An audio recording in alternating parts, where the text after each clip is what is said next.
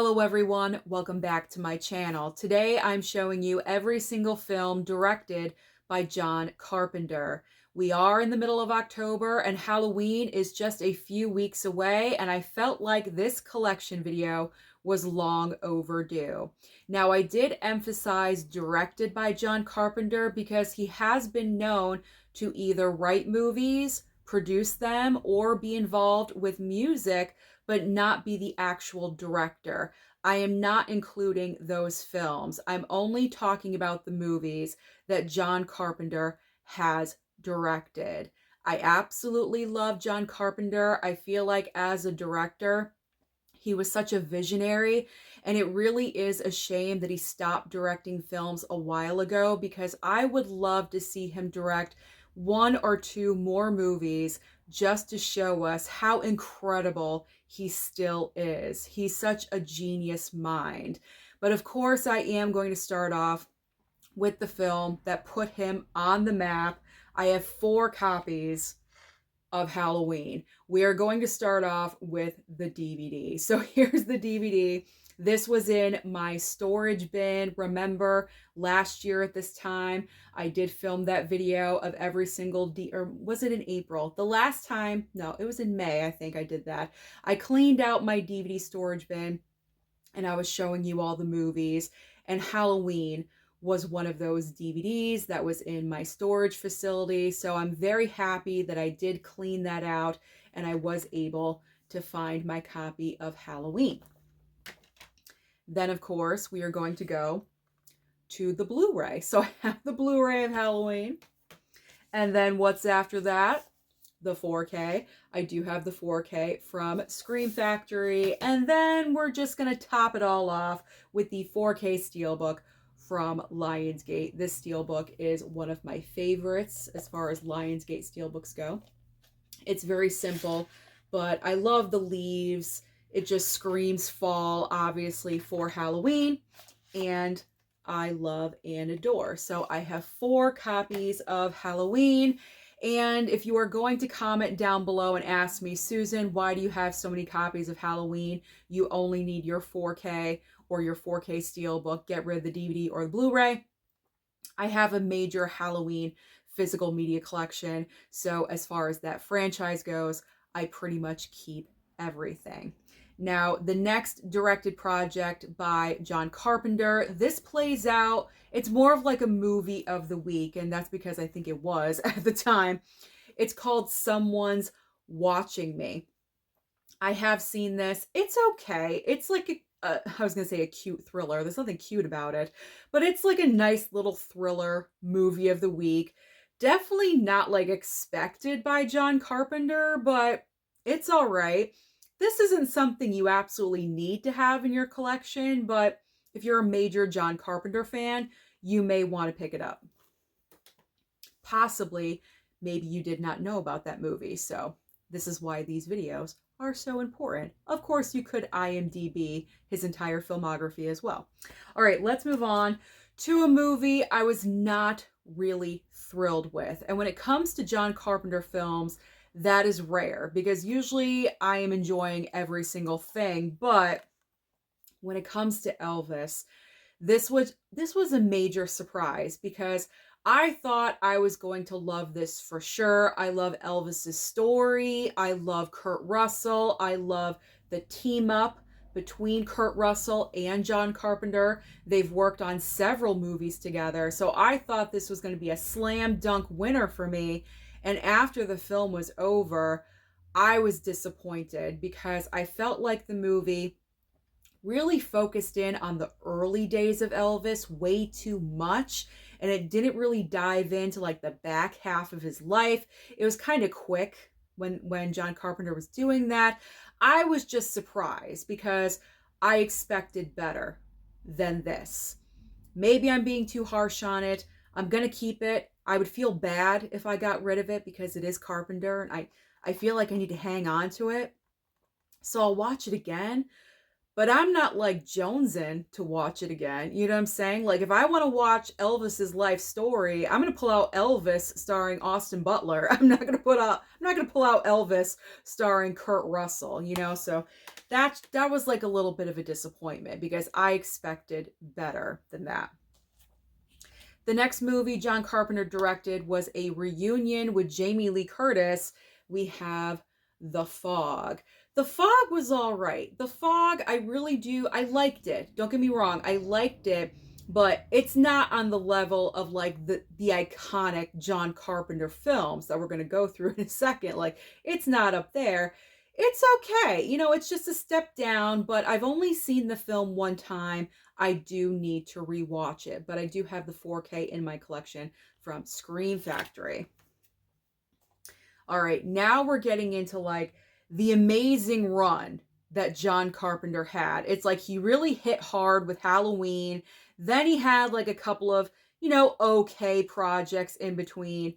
Now we're getting into the heavy hitters. And this is amazing because all of these movies were back to back to back to back from each other. That's very rare for a director to accomplish. So the first film of the amazing projects, I have a double dip of Escape from New York, another collaboration with Kurt Russell. So we have the 4K slip from Scream Factory and also the 4K steelbook as well that was sent over, I believe, from David, one of my subscribers. So that was really incredible that he hooked me up. One of the best steelbooks. This was my favorite steelbook of the year when this came out. Was it last year? I forget. Physical media all blends into each other eventually.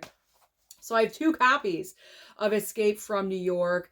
Love this movie. It's so much fun. Kurt Russell as Snake Plissken, iconic character.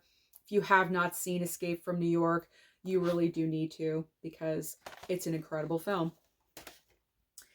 And after that, again, another double dip, again with Kurt Russell, the iconic The Thing. Who does not love and adore The Thing? Please raise your hand. Oh, I don't see any hands? That's the reason why. Like, everyone loves The Thing. This is such an incredible film. The practical effects, I feel like this is the godfather of movies when it comes to practical effects. Because whenever we talk about practical, you either talk about The Thing or Jaws. Because both of the practical effects in those movies are outstanding and they're just so memorable. And The Thing is an incredible film, and so I have both the 4K steelbook and the 4K slipcover.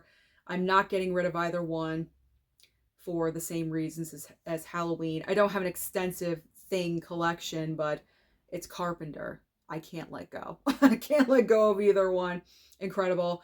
The 4K looks awesome. So that's a high endorsement if you don't have the 4K of The Thing in your collection. You can pick the 4K up on sale all the time. So please add that in because that's a necessity. You have to have The Thing.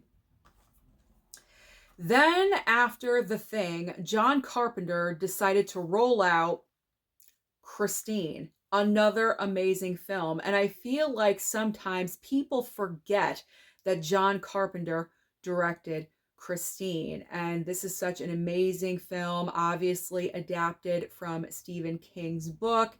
This is also a must-have for anyone's collection. Now let's go with another one, shall we? Another 4 bangers in a row. Also another double dip. However, after realizing that this is a double dip, I'm probably going to get rid of my Blu-ray. It's Starman. A completely different type of movie for John Carpenter because this is not necessarily horror. Yeah, we're dealing with Jeff Bridges as an alien creature, but he's not like a bad alien, you know, he's just confused. He's just confused. So we have the Blu-ray Starman and the 4K. This was in one of my Columbia Classics, I believe volume 4 set. And this also comes with a Blu-ray. So I really don't have to keep the Blu-ray, the standalone Blu-ray. I can just keep the 4K Blu-ray of Starman from my collection. So This Starman I'm actually going to put off to the side and trade in to Bull Moose. That is what I'm going to do, and I'm going to do that right now. There we go. So I do not forget. I enjoy Starman. It's not one of those films I can go to, always watch. It's not on the level of like Halloween or The Thing for me, but you know, every once in a while, Starman is a good watch because it's, like I said, it's just so outside of the box for John Carpenter to do. There we go. Got a little tongue twisted. The next film I have not seen yet, so I cannot really talk about it, but it's another collaboration with Kurt Russell. It is Big Trouble in Little China. So I look forward to checking that one out whenever I can. Kurt Russell month, I don't know. I'll check that one out. This is another movie I hate to say I just didn't really vibe with, and that is Prince of Darkness. I don't know. I gotta watch it again. It's one of those movies, it's like, okay, you watch it for the first time and you're kind of like soaking it in the first time that you're watching it, but I absolutely need to watch it again. I'm gonna keep it without a doubt. I'm not trading it in or anything, but it needs a rewatch desperately. Desperately with that one. All right, we got another double dip. And no, I'm not getting rid of either one because the Steelbook looks incredible. So they're both staying.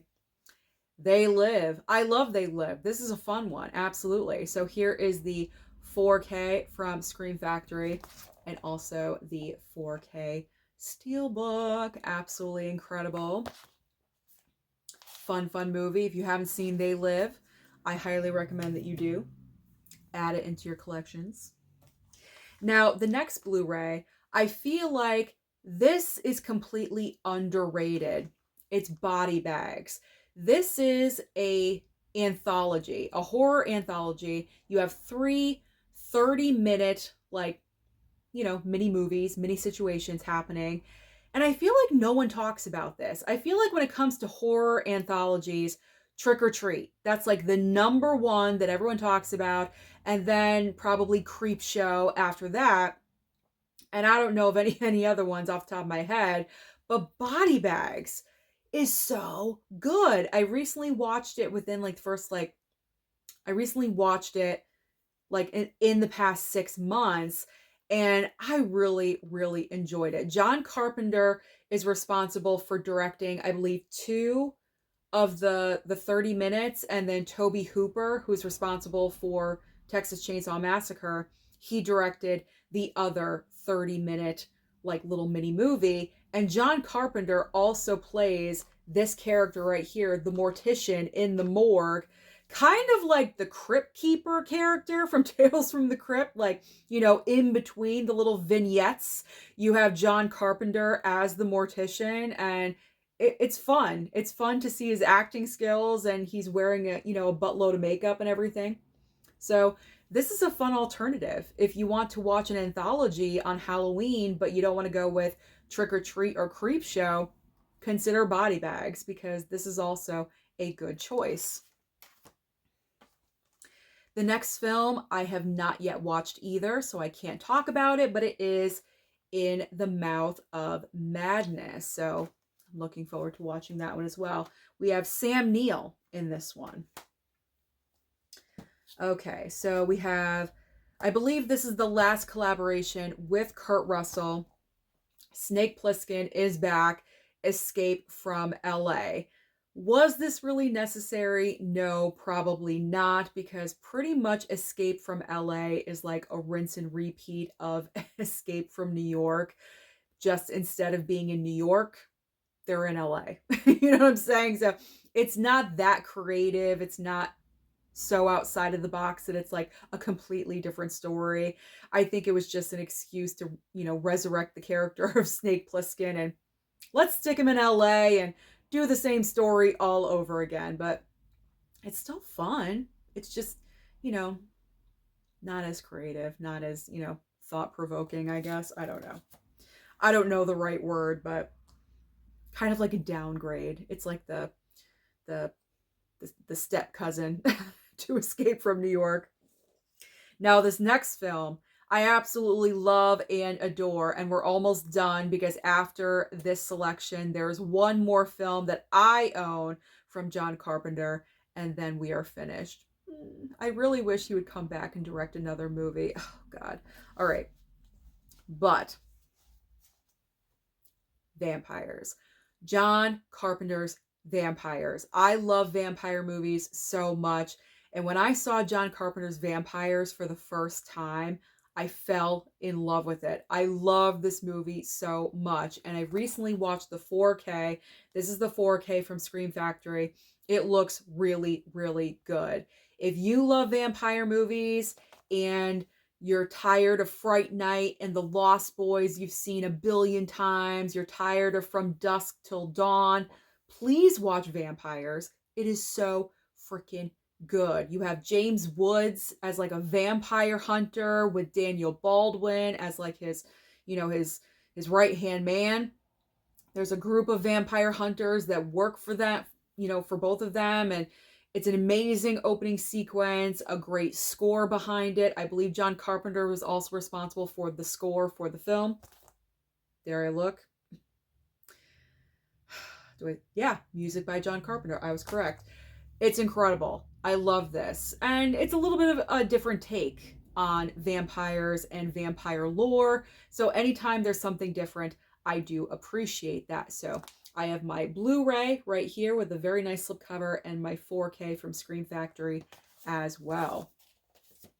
Now, it kind of stinks that I couldn't end there because that movie is so good. And the last film that I own from John Carpenter really is not so great, even though it has Jason Statham in it.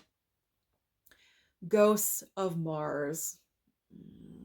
It just doesn't live up, unfortunately, to the rest of John Carpenter's filmography. I feel like this is where his movies started going downhill just a little bit because I feel like his last couple of movies just aren't that great. Was he responsible for Village of the Damned? I think he was, like the remake or something. I don't have that in my collection. And then there's like another film, his very last movie that he directed. I do not own that either. But Ghosts of Mars, I wasn't really impressed with this one, unfortunately. Obviously, I'm keeping it. Number one, Jason Statham's in the movie. I have to keep this. But also number two, because it is John Carpenter, I am going to keep it.